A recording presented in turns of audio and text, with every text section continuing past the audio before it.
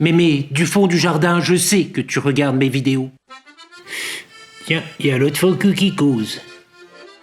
Tu es arrivé au bout de la vieillesse, 102 ans, c'est long, mais je ne t'abandonnerai pas. Jamais, jamais, jamais, jamais.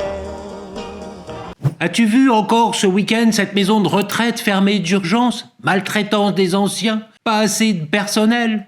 Même s'il y a 6 millions de chômeurs en France, preuve qu'il n'y a aucune volonté d'agir. As-tu vu, disais-je, avant de me couper la parole, tous ces vieux, vieilles qu'on laisse barboter dans leur pipi comme des cornichons dans du vinaigre? C'est ça qu'on appelle le progrès. Et c'est de ça que je te protège.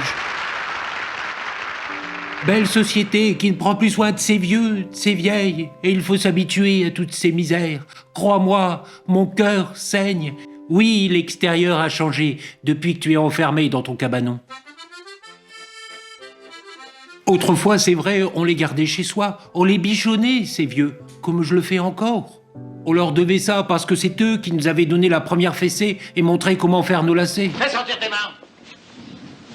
Tu seras privé de foot dimanche. Oui, ça existe encore, le respect des anciens, mais dans les pays dits arriérés, comme l'Afrique. Ici, on les met au rebut, les anciens, dans une salle d'attente de la mort qu'on appelle EHPAD. Et ça va me coûter 2000 balles par mois. Et le sourire de l'infirmière est pas compris. Marie-Thérèse. Oui.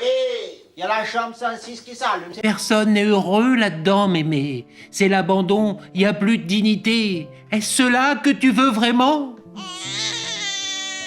Chez les Inuits du Groenland, quand un vieux, une vieille, se sent de trop, il part, seul, dans la nuit, dans la neige, jusque...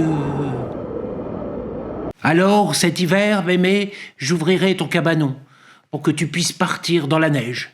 Mais avant, faut qu'on aille chez le notaire pour cette histoire de maison.